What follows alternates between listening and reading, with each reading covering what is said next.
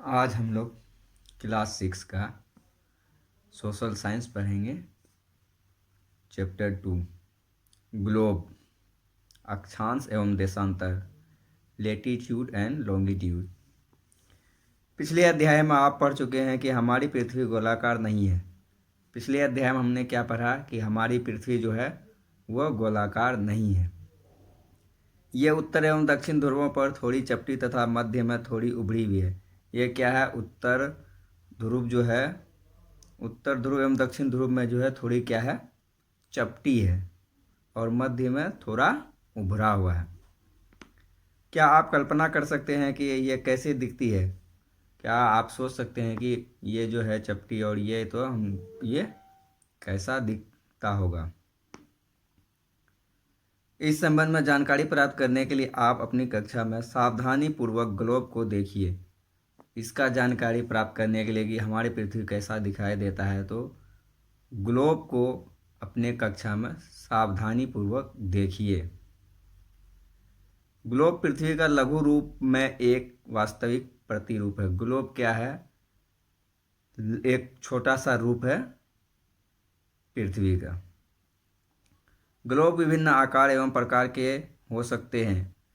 Globe है क्या? वो विभिन्न प्रकार के हो सकते हैं। बड़ा भी हो सकता है, छोटा भी हो सकता है, जो आसानी से एक स्थान से दूसरे स्थान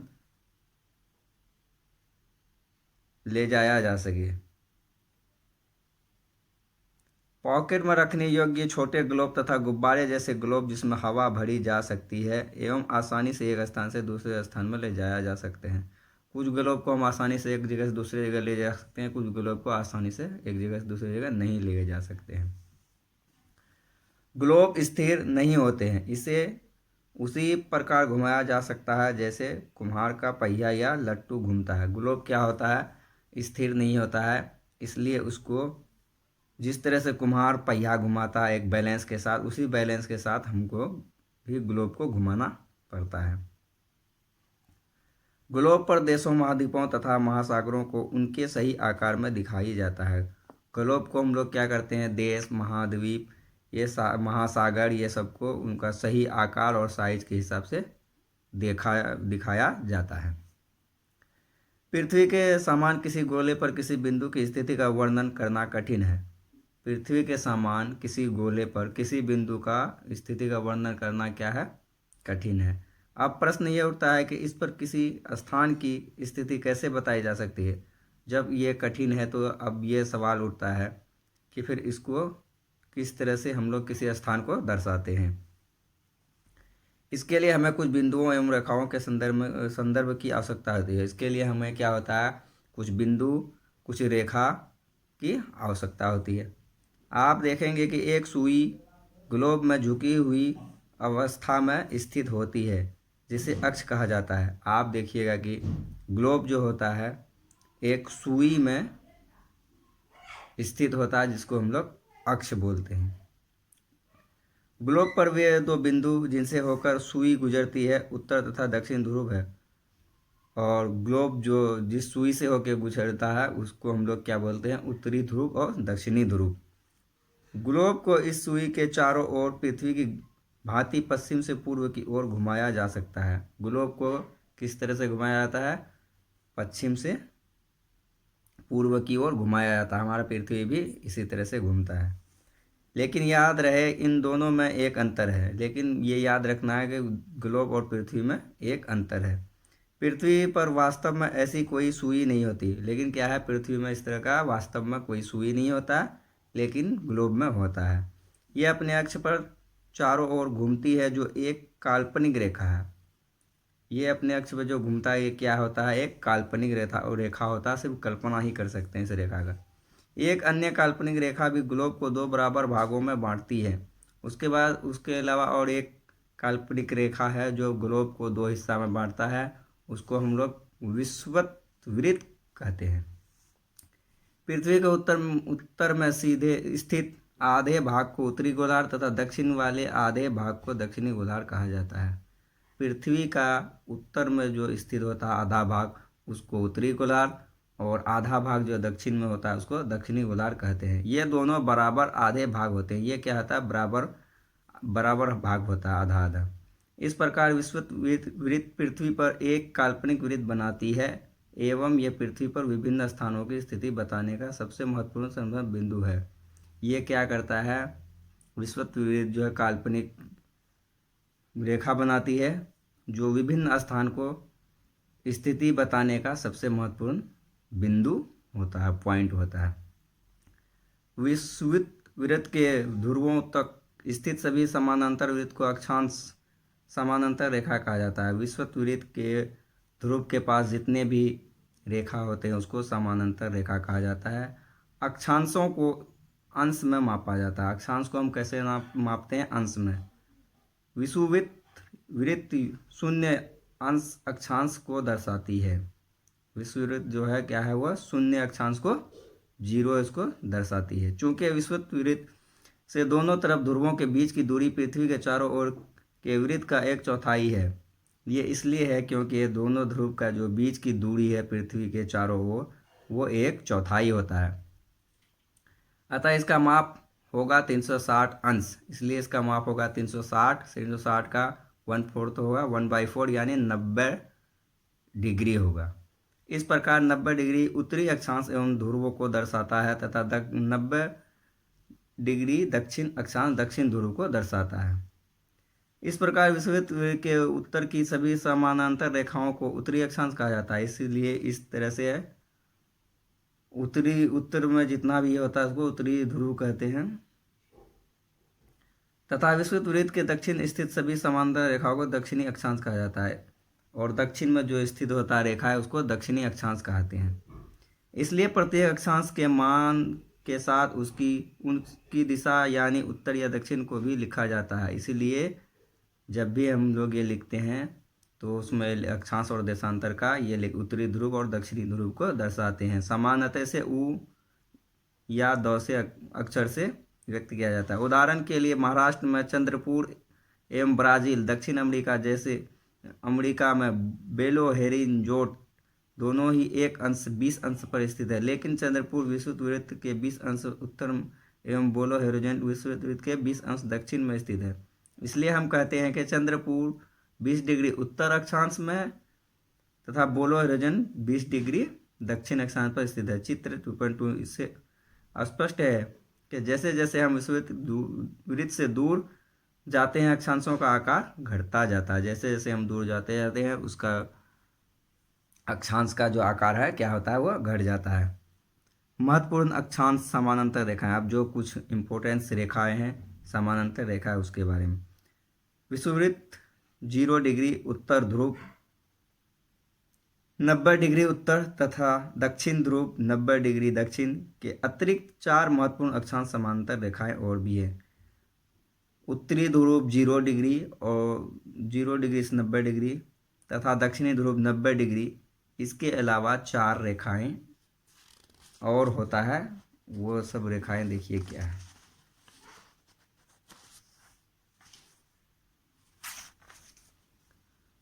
पहला है उत्तरी गोलार्ध में कर्क रेखा, उसका झुकाव कितना होता है 23 डिग्री 23.5 डिग्री उत्तर। दूसरा है दक्षिणी गोलार्ध में मकर रेखा, ये भी 23.5 डिग्री दक्षिण में झुका हुआ होता है। तीसरा है विषुववृत्त के 66 डिग्री उत्तर के उत्तर ध्रुव वृत्त। चौथा है विषुववृत्त रेखा के 66 डिग्री दक्षिण में दक्षिण ध्रुव। ये 4 रेखाएं अलग से हैं। पृथ्वी के ताप कटिबंध। अब आप देखिए पृथ्वी के ताप कटिबंध। कर्क रेखा एवं मकर रेखा के बीच के सभी अक्षांशों पर सूर्य वर्ष में एक बार दोपहर में सिर के ठीक ऊपर होता है, इसलिए इस क्षेत्र में सबसे अधिक उष्मा होती है तथा इसे उष्ण कटिबंध कहा जाता है। कर्क रेखा एवं मकर रेखा के बीच में जो अक्षांश होता है उसमें अक्षांशों के बीच में क्या होता है, सूर्य वर्ष में एक बार दोपहर में सिर के ठीक ऊपर होता है, इसलिए क्या होता है यहाँ जो है अधिक हीट होता है, अधिक उष्मा होता है, इसलिए इसको हम लोग उष्ण कटिबंध कहते हैं। कर्क रेखा तथा मकर रेखा के बाद किसी भी अक्षांश पर दोपहर का सूर्य कभी भी सिर के ऊपर नहीं होता है। कर्क रेखा और मकर रेखा के बाद दूसरा किसी भी रेखा में दोपहर के समय सिर के ऊपर में धूप नहीं होता है। ध्रुव की तरफ सूर्य की किरणें तिरछी होती जाती है। उसके बाद ध्रुव की तरफ क्या होता है, सूर्य की किरण तिरछा होते चले जाता है। इस प्रकार उत्तरी गोलार्ध में कर्क रेखा एवं उत्तर उत्तर ध्रुव वृत्त तथा दक्षिण गोलार्ध में मकर रेखा एवं दक्षिण ध्रुव वृत्त के बीच वाले क्षेत्र का तापमान मध्य रहता है, इसलिए इन्हें शीतोष्ण कटिबंध कहा जाता है। दक्षिणी गोलार्ध का मकर रेखा एवं दक्षिणी वृत्त के बीच वाला जो क्षेत्र होता है वहाँ का तापमान मध्यम होता है, इसलिए इसको हम लोग शीतोष्ण कटिबंध कहते हैं। उत्तरी गोलार्ध में उत्तर ध्रुव वृत्त एवं उत्तरी ध्रुव तथा दक्षिणी गोलार्ध में दक्षिणी ध्रुव वृत्त एवं दक्षिणी ध्रुव के बीच के क्षेत्र में ठंड बहुत होता है, क्योंकि यहाँ सूर्य क्षितिज से ज़्यादा ऊपर नहीं आता, इसलिए ये शीत कटिबंध कहलाते हैं। इसमें क्या होता है, सूर्य जो है साफ क्षितिज पे नहीं आने के कारण यहाँ ठंडा ज़्यादा होता है, इसलिए इसको शीत कटिबंध बोलते हैं। अब देशांतर क्या है? किसी स्थान की स्थिति को बताने के लिए उस स्थान के अक्षांश के अतिरिक्त कुछ और जानकारियों की आवश्यकता होती है। किसी स्थान की स्थिति को बताने के लिए उस स्थान का अक्षांश जो होता है उसको उसके अतिरिक्त और भी जानकारी की आवश्यकता होती है।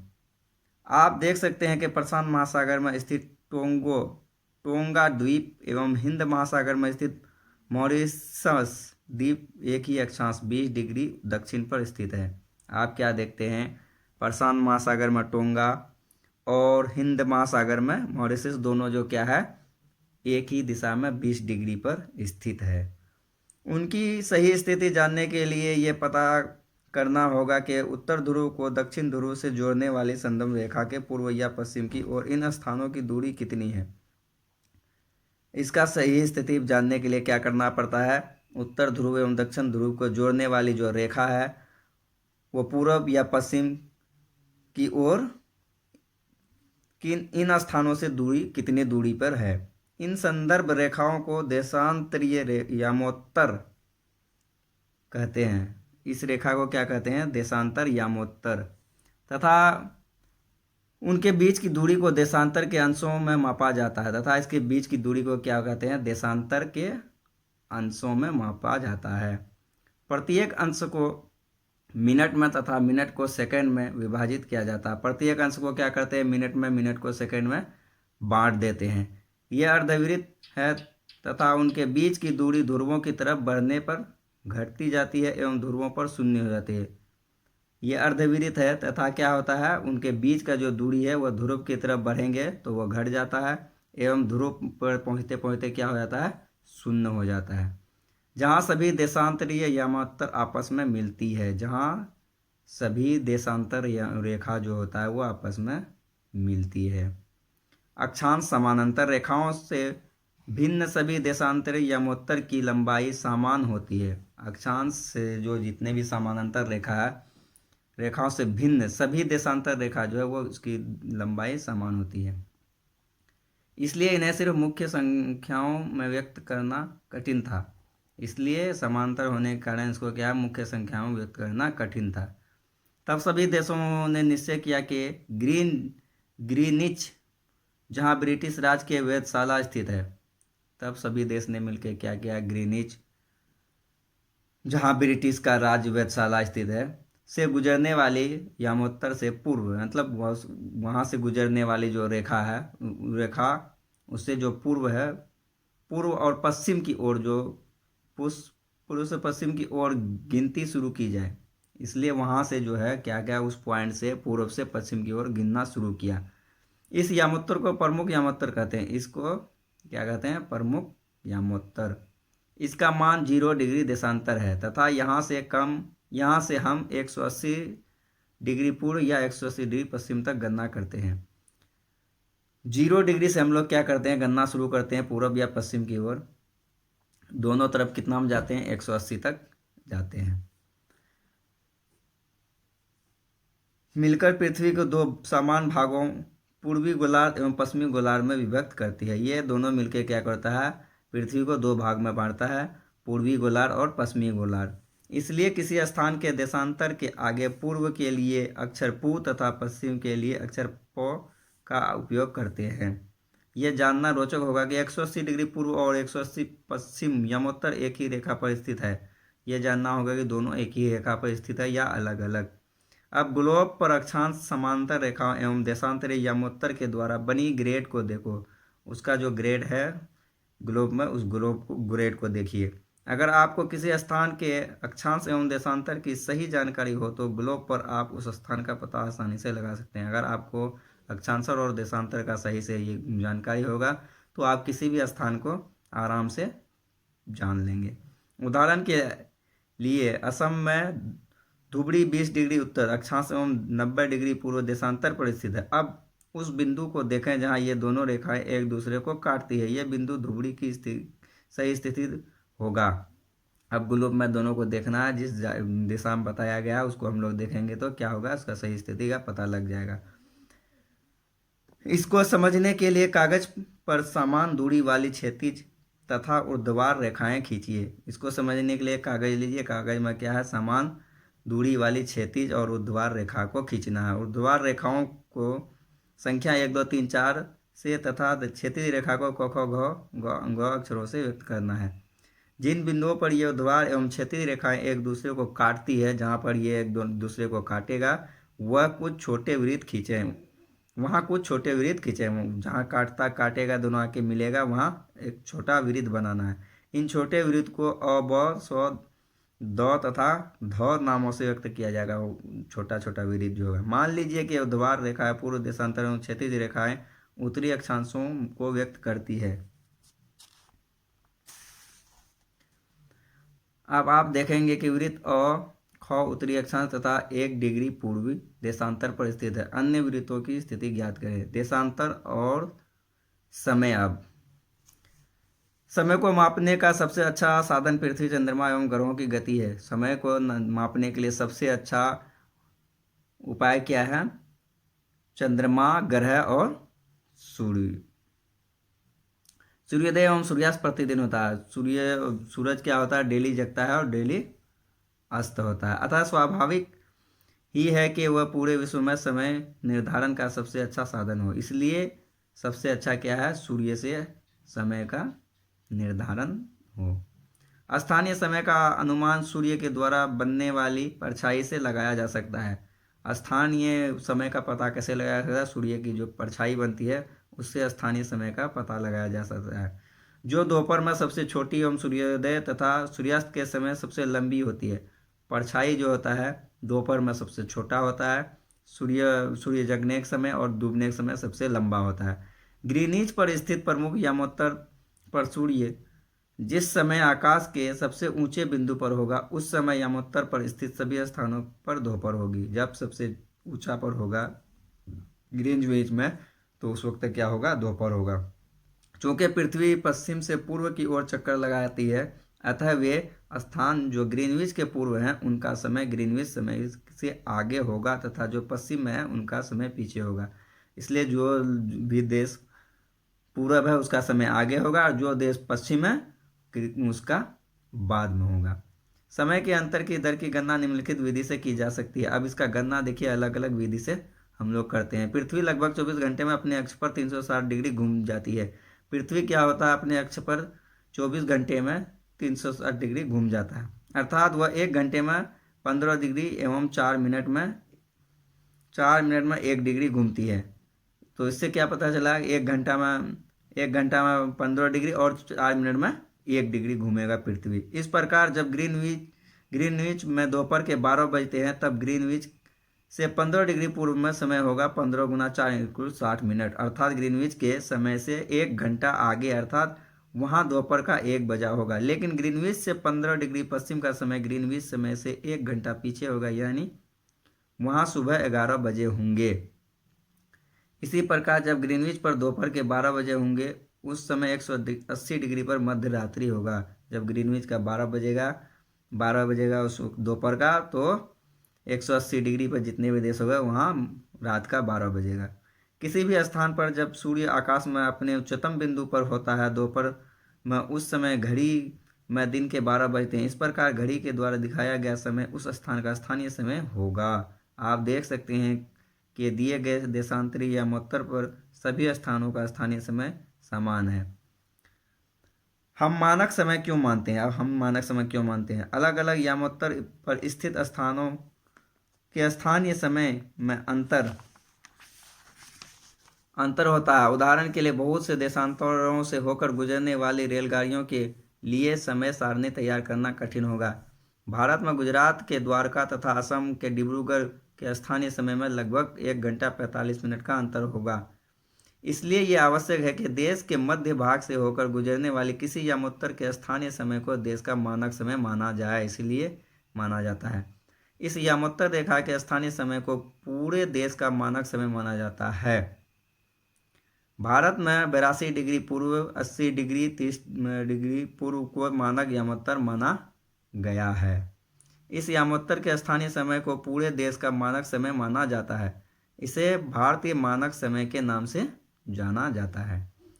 कबीर भोपाल के निकट एक छोटे से नगर में रहता है। वह अपने मित्र आलोक से कहता है कि वे लोग आज रात्रि में नहीं सो पाएंगे। भारत एवं इंग्लैंड के बीच एक क्रिकेट मैच लंदन में 2 बजे अपराह्न में शुरू होगा, अर्थात भारत के समय अनुसार मैच शाम के 7:30 बजे शुरू होगा तथा देर रात्रि में समाप्त होगा। क्या आप जानते हैं कि भारत एवं इंग्लैंड के बीच समय में क्या अंतर है? भारत ग्रीनविच के पूर्व 82 डिग्री 30 इंच पूर्व में स्थित है तथा यहाँ का समय ग्रीनविच समय से 5 घंटा 30 मिनट आगे है। इसलिए जब लंदन में दोपहर के 2 बजे होंगे तब भारत में शाम के 7:30 बजे होंगे। कुछ देशों का देशांतर विस्तार अधिक होता है, जिसके कारण वहाँ एक से अधिक मानक समय अपनाए गए हैं। उदाहरण के लिए रूस में 11 मानक समयों का अपनाया गया है। पृथ्वी को एक एक घंटे वाले 24 समय क्षेत्रों में बांटा गया है। इस प्रकार प्रत्येक समय क्षेत्र 15 डिग्री देशांतर तक के क्षेत्रों को घेरता है। इस तरह से ये चैप्टर कंप्लीट हुआ। कहीं किसी को कोई डाउट हो तो पूछ सकते हैं। मेरा व्हाट्सएप नंबर है 9973385590 9973385590। और हम इसका लिंक डिस्क्रिप्शन में डालेंगे एक क्वेश्चन आंसर के साथ। आप लोग वहाँ से देख सकते हैं। Thank you.